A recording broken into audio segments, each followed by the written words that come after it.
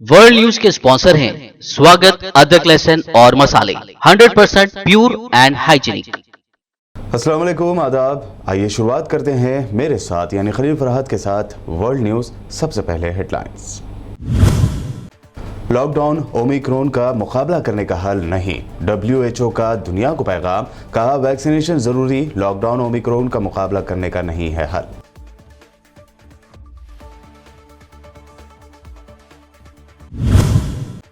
अमेरिकी सदर जो बाइडन ने ओमिक्रॉन वेरिएंट के पेश नज़र मुल्क भर में आयद कर दिए सख्त सफरी कवानीन। प्लेन, ट्रेन और बसों में मास्क को कर दिया लाजमी, शटडाउन या लॉकडाउन लगाने से कर दिया इनकार।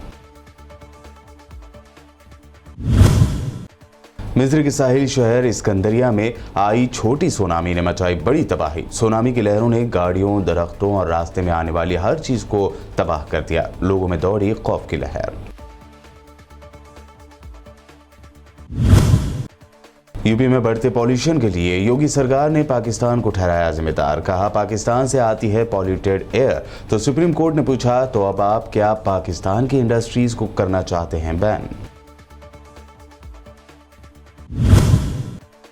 बीजेपी तर्जुमान संबित पात्रा और कांग्रेस लीडर कन्हैया कुमार के दरमियान जमकर हुई बहस। कन्हैया ने बीजेपी के नेशनलिज्म पर उठाए सवाल, तो संबित पात्रा ने कहा मोदी का ऑप्शन तो कोई नहीं, लेकिन राहुल गांधी के ऑप्शन है कन्हैया कुमार।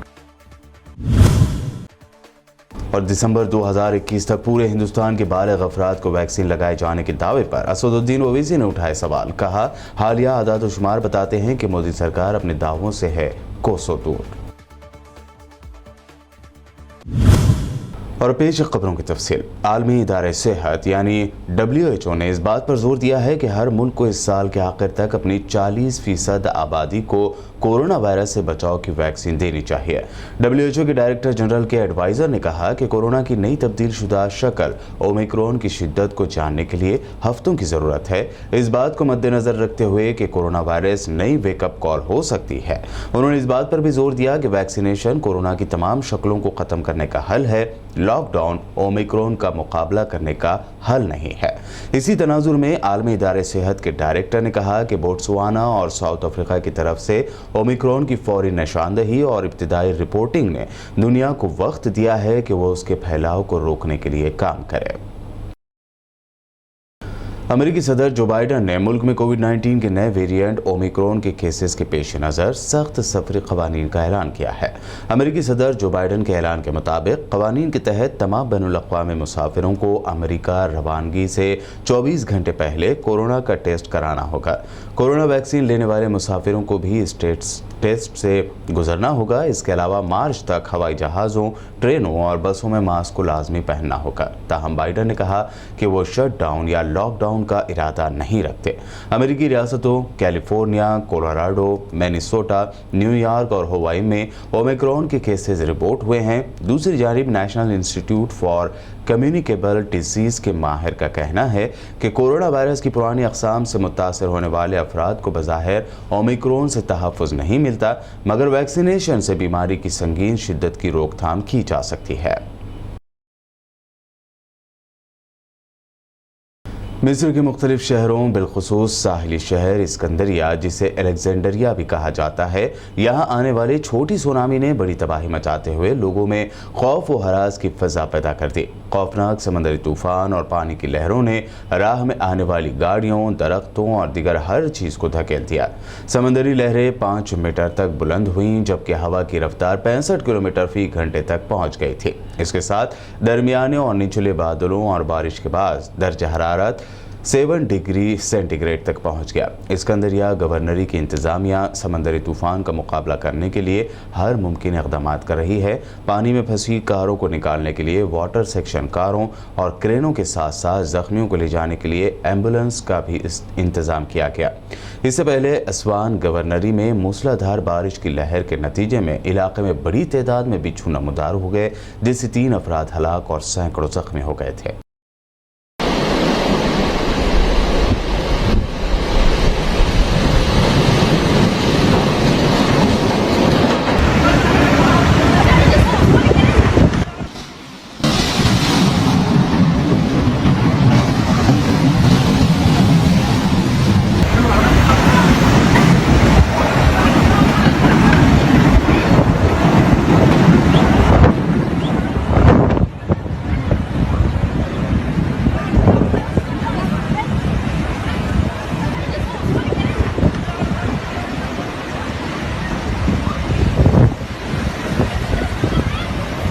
लीबिया की एक अदालत ने इलेक्शन कमीशन की तरफ से नाअहल करार दिए गए सदारती उम्मीदवार सैफुल इस्लाम कज़ाफ़ी को इलेक्शन लड़ने की इजाज़त दे दी है।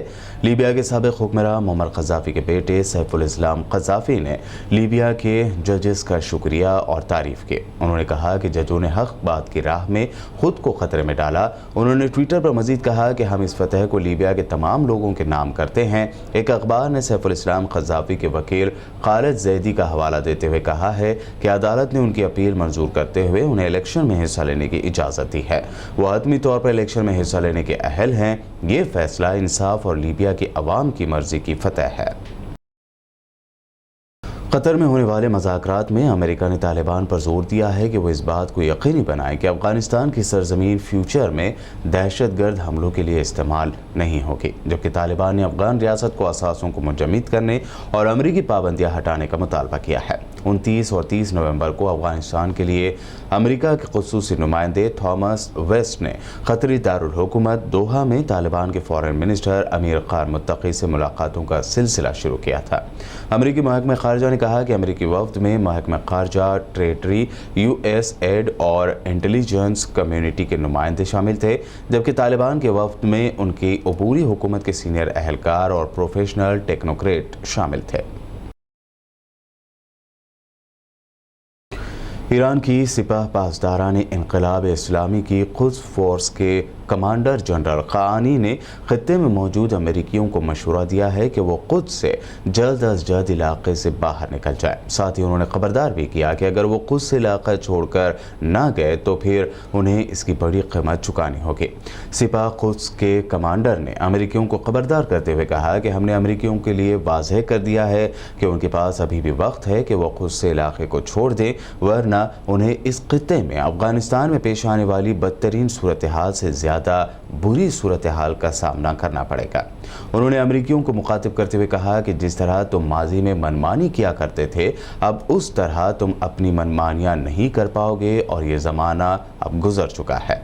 कासिम सुलेमानी के जानशीन कमांडर ने अमेरिकियों पर वाज़ेह किया कि अब मार कर भाग निकलने का दौर ख़त्म हुआ और अगर कोई हिमाकत उनकी जानिब से होती है तो उसका दंदान शिकन जवाब ईरान के मुसल्लह अफवाज उन्हें देगी। उन्होंने अफगानिस्तान में 20 साल जारहियत के बाद अमेरिका की ज़िल्लत आमेज़ इनक़िला को उसकी एक बड़ी नाकामी से ताबीर किया। अक़वाम मुत्तहिदा के हेडक्वार्टर्स के बाहर से एक हथियार लिए हुए शख्स को गिरफ्तार कर लिया गया है। अमेरिकी मीडिया के मुताबिक न्यूयॉर्क में अक़वाम मुत्तहिदा के हेडक्वार्टर्स के सामने से मुसल्लह शख्स को गिरफ्तार करके उसके पास से शॉट गन बरामद कर ली गई है। मुसल्लह शख्स से एक बैग और दस्तावेज़ात भी बरामद हुए हैं। पुलिस हुकाम ने बयान में कहा कि मशकूक मुसल्लह शख्स की इत्तला पर पुलिस ने अक़वाम मुत्तहिदा की इमारत और करीबी गलियों का मुहासरा किया, जो 3 घंटे जारी रहा। मुसल्लह शख्स अक़वाम मुत्तहिदा के मरकज़ी दरवाजे पर मौजूद था। मुसल्लह शख्स ने पुलिस को देखकर गन अपनी ठुड़ी के नीचे रख ली, ताहम गोली नहीं चलाई। पुलिस का मजीद कहना था कि मुसल्लह शख्स ने इब्तिदाई तहक़ीक़ात में कहा कि वो कुछ दस्तावेज़ात अक़वाम मुत्तहिदा के दफ्तर में देना चाहता था। पुलिस का यह भी कहना है कि वाक़े की हर ज़ाविये से तहक़ीक़ात की जाएगी।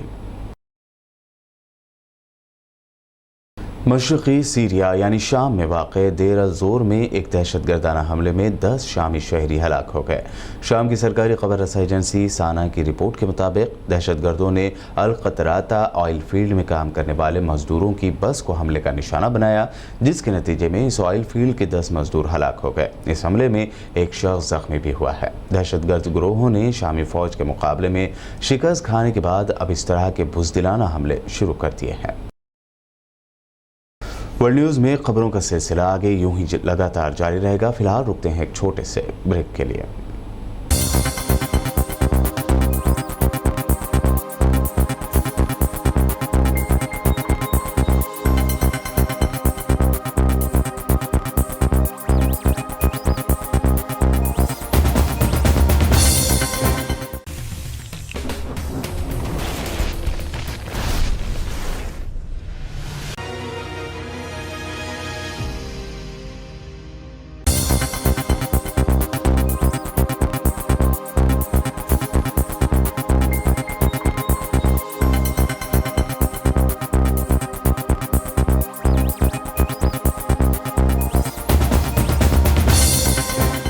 ब्रेक के बाद आइए अब देखते हैं अहम नेशनल न्यूज। पॉल्यूशन यानी आलूदगी के एक मामले में सुप्रीम कोर्ट में सुनवाई हुई। सुनवाई के दौरान यूपी की योगी आदित्यनाथ हुकूमत के वकील रंजीत कुमार ने कहा कि यूपी डाउन विंड है, जबकि हवा ज्यादातर पाकिस्तान की तरफ से आती है।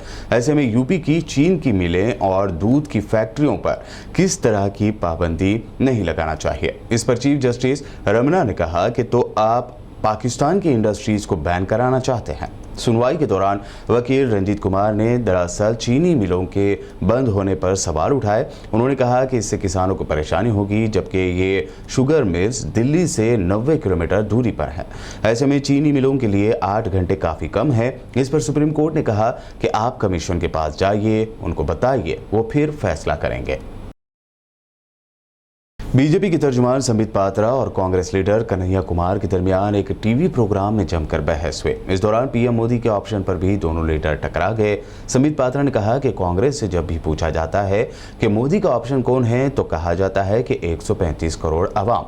मतलब साफ है कि उनके पास यानी कांग्रेस के पास कोई ऑप्शन नहीं है। संबित पात्रा ने कहा कि हाँ, एक बात जरूर है कि राहुल गांधी का ऑप्शन कन्हैया कुमार जरूर हैं। हालांकि संबित पात्रा के सवाल पर एक और नौजवान कांग्रेस लीडर हार्दिक पटेल ने कहा कि मोदी का ऑप्शन राहुल गांधी है, आवाम वोट करेगी मोदी सरकार के खिलाफ। इस दौरान कन्हैया कुमार ने कहा कि मुझे बीजेपी के नेशनलिज्म से कोई दिक्कत नहीं है, ये एक देश है जिसे आप नेशन या कंट्री कहें। इमाम सुप्रीमो असदुद्दीन ओवैसी ने पार्लियामेंट में मोदी सरकार के दिसंबर 2021 तक पूरे हिंदुस्तान के बालिग अफराद को वैक्सीन लगाए जाने के दावे पर सवाल उठाए।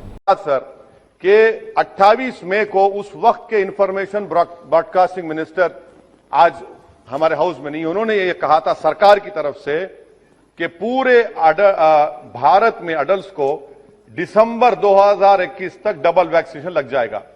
आज कोविन पोर्टल पर आप देख लीजिए 33% लोगों को फुली वैक्सीनेटेड है। और जो हेल्थ इकोनॉमिस्ट रिजो जॉन का कहना है कि 43% और 45 प्लस यानी 45 साल से कम उम्र की आबादी के लोगों का भी वैक्सीनेशन होना बाकी है। अब आपका टारगेट क्या है? आपने तो मार्च 31, 2021 को कह दिया था कि जो 45 साल की उम्र के हैं उनको 2 हफ्ते में लगा देंगे। कितनों को लगा? कांग्रेस के एमपी सप्तागिरी राकुला ने पार्लियामेंट में हिंदुस्तान में कोरोना से हुई अबतर सूरत हाल के लिए मोदी सरकार को जिम्मेदार ठहराया। अपने खिताब में उन्होंने नमस्ते ट्रंप, घंटी बजाओ जैसे मोदी सरकार के नारों पर जमकर तंज किया। धन्यवाद चेयरमैन सर। नियम 193 के अधीन इस चर्चा पे भाग लेने के लिए मुझे आप इजाज़त दी, उसके लिए मैं आपको बहुत आभार व्यक्त करता हूँ। सर, जब चर्चा में आया था तो मुझे लगा कि यहाँ पे जो सत्ता पक्ष के नेता लोग हैं ये पहले माफ़ी मांगेंगे कि उनकी जो गवर्नेंस फेलियर है उसके लिए जो 4,80,000 लोगों की मृत्यु हुई है, ये तो सरकारी आंकलन है। अगर देखोगे, एग्जाम्पल देता हूँ, अगर 10,000 बोलते हैं तो कम से कम 2-3 लाख लोग की मृत्यु होती है। ये डेटा छुपाया जाता है, तो मुझे लगा ये माफ़ी मांगे, लेकिन यहाँ चर्चा हो रही है। मैं ये बताता हूँ सर, हम किसी को ब्लेम नहीं कर रहे हैं कि सरकार को या नरेंद्र मोदी को ब्लेम नहीं कर रहे हैं, उनके कारण सब मर गए। लेकिन उन्हें जिस वक्त में जो काम करना था वो बिल्कुल किए नहीं। कंप्लेसेंसी जो बोलते हैं वो बिल्कुल हुआ है। जनवरी 2020 में जब पहला केस आया था केरला में, उसके बाद हमारे नेता श्री राहुल गांधी जी ने भी ये ट्वीट करके बताया था कि ये वायरस काफी खतरनाक है। पता है सरकार ने क्या किया? नमस्ते ट्रंप का आयोजन किया अहमदाबाद में। वहीं से पहला हम पार्लियामेंट में यहाँ पे चर्चा कर रहे थे। नेता, जितने सत्ता के नेता, जो ट्रेजरी बेंच वाले, हमें यही कहा गया कि कोरोना कुछ नहीं है, पैंडेमिक कुछ नहीं है। और जब तक मध्य प्रदेश की सरकार गिरी नहीं, हम लोग पार्लियामेंट में यहां बैठे रहे। और तुरंत प्रधानमंत्री जी ने लॉकडाउन अनाउंस कर दिया, हम घर भी नहीं जा पाए। क्या कहा था उस वक्त? यह कहा था कि महाभारत हम लोग जीत गए 18 दिन में, हम कोरोना जीतेंगे 20 दिन में। और एक तथ्य आया था कि इस तारीख में यह खत्म हो जाएगा। किसी को अता पता नहीं कि क्या चल रहा है। कोविड फेज 1 ठीक है, इस नया था सबके लिए, आपके लिए, हमारे लिए, डॉक्टर्स के लिए, कोविड वॉरियर्स के लिए। फिर क्या हुआ? जनवरी 2021 सरकार ने ऐलान किया, मोदी जी ने वर्चुअल मीटिंग में कि हमने कोविड के ऊपर विजय प्राप्त की है। उसी महीने 6 करोड़ वैक्सीन अब एक्सपोर्ट कर रहे हो। मेरे से पहले एक भाजपा के मेरे ऑनरेबल कोलीग ये बता रहे थे, हम एक्सपोर्ट करने से गाली करते हैं, एक्सपोर्ट ना करने से गाली करते हैं। एक्सपोर्ट नहीं किए इसलिए ओमिक्रॉन वायरस आ गया। अजीब सी बात है। गुरुग्राम में नमाज जुमा अदा करने को लेकर फिर एक बार हिंदुत्ववादियों ने मुखालिफत की है। गुरुग्राम के सेक्टर 37 में नमाज वाली जगह पर मुस्लिम तबके के लोग जमा हुए थे और वहां हुकूमत की इजाज़त से नमाज अदा करना चाहते थे। इस दरमियान कुछ लोग वहां पहुंच गए और मुखालिफत करना शुरू कर दी। बताया जा रहा है कि लोगों ने वहां राम के नारे भी लगाए। कुछ देर के लिए वहां पर अफरा तफरी का माहौल दिखा गया और मुश्तइल हिंदुत्ववादियों का गुस्सा मुसलमानों के खिलाफ भी देखा गया। इनका हिस्सा है उतना ही हमारा भी है। या इलाहुल आलमीन, हमारे बुजुर्गों ने, हमारे बड़ों ने हम इस भारत देश को आजाद कराने के लिए बड़ी बड़ी कुर्बानियां दी हैं। या इलाहुल आलमीन, उस सरजमीन के ऊपर हमें सजदा करने की तौफीक अता फरमा। या इलाहुल आलमीन, तो हमें भाईचारा कायम अता फरमा। या इलाहुल आलमीन, तो हमारी इस दुआ को कबूल फरमा ले।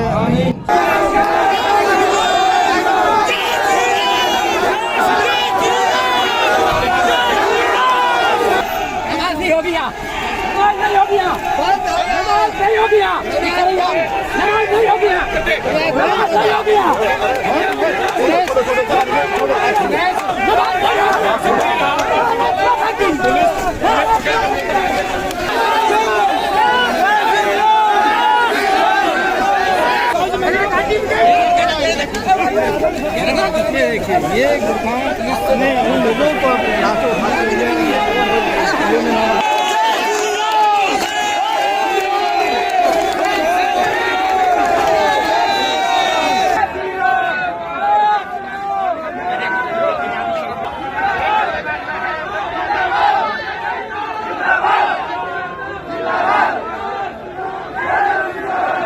महाराष्ट्र के मिनिस्टर नवाब मलिक ने अब एनसीबी के डीजी की जानिब से अमित शाह के डायरेक्शन में 5 टॉप 5 केसेस को एनसीबी को हैंडओवर करने के लेटर पर पूछा कि टॉप केसेस की क्राइटेरिया क्या है, 1 ग्राम, 2 ग्राम या 1 टन। डीजी एनसीबी का लेटर जो 24 नवंबर को डीजी महाराष्ट्र को लिखा गया कि अमित शाह जी के डायरेक्शन है कि टॉप 5 केसेस जो एंटी नार्कोटिक सेल ने किए हैं वो एनसीबी को हैंडओवर किया जाए। हम पूछना चाहते हैं कि टॉप केसेस की क्राइटेरिया क्या है, 2 ग्राम, 4 ग्राम या 3 टन। पहले ये बताए कि क्या क्राइटेरिया होगा टॉप केसेस का। क्या क्राइटेरिया यह होगा कि जिसमें सबसे ज़्यादा पब्लिसिटी की गई। जब राज्य सरकारों का अधिकार है, राज्य सरकार अपनी यूनिट के जरिए कार्रवाई करती है। जितना एनसीबी ने काम किया उससे ज़्यादा हमारे एंटी नार्कोटिक सेल ने काम करने का काम किया है। अगर आपकी यूनिट है आप काम करिए, काम नहीं कर पा रहे हैं तो यूनिट बंद कर दीजिए। किस लिए केसेस ट्रांसफ़र करना चाहते हैं? क्या राज्य सरकारों का अधिकार ख़त्म करना चाहते हैं, या जो उगाही का धंधा एनसीबी में चल रहा था 5 केसेस के जरिए और उगाही करनी है क्या? ये सबसे बड़ा सवाल है। हम हमारा काम कर रहे हैं, आप अपना काम करिए।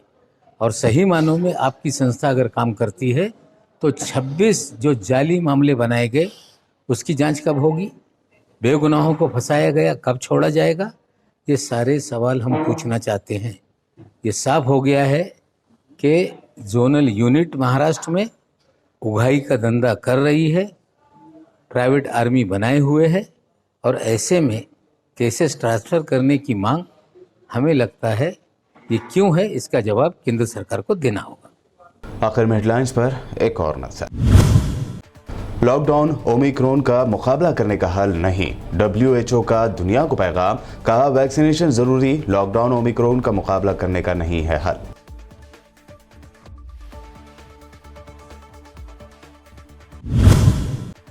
अमेरिकी सदर जो बाइडन ने ओमिक्रॉन वेरिएंट के पेश नज़र मुल्क भर में आयद कर दिए सख्त सफरी कवानीन। प्लेन, ट्रेन और बसों में मास्क को कर दिया लाजमी, शटडाउन या लॉकडाउन लगाने से कर दिया इनकार। मिस्र के साहिल शहर इस्कंदरिया में आई छोटी सुनामी ने मचाई बड़ी तबाही। सुनामी की लहरों ने गाड़ियों, दरख्तों और रास्ते में आने वाली हर चीज को तबाह कर दिया। लोगों में दौड़ी खौफ की लहर। यूपी में बढ़ते पॉल्यूशन के लिए योगी सरकार ने पाकिस्तान को ठहराया जिम्मेदार। कहा, पाकिस्तान से आती है पॉल्यूटेड एयर। तो सुप्रीम कोर्ट ने पूछा, तो अब आप क्या पाकिस्तान की इंडस्ट्रीज को करना चाहते हैं बैन? बीजेपी तर्जुमान संबित पात्रा और कांग्रेस लीडर कन्हैया कुमार के दरमियान जमकर हुई बहस। कन्हैया ने बीजेपी के नेशनलिज्म पर उठाए सवाल, तो संबित पात्रा ने कहा, मोदी का ऑप्शन तो कोई नहीं, लेकिन राहुल गांधी के ऑप्शन है कन्हैया कुमार। और दिसंबर 2021 तक पूरे हिंदुस्तान के बालिग अफराद को वैक्सीन लगाए जाने के दावे पर असदुद्दीन ओवैसी ने उठाए सवाल। कहा, हालिया आदाद-ओ-शुमार बताते हैं कि मोदी सरकार अपने दावों से है कोसों दूर। वर्ल्ड न्यूज में ये थी अब तक की अहम इंटरनेशनल और नेशनल न्यूज। देखते रहिए BBN चैनल।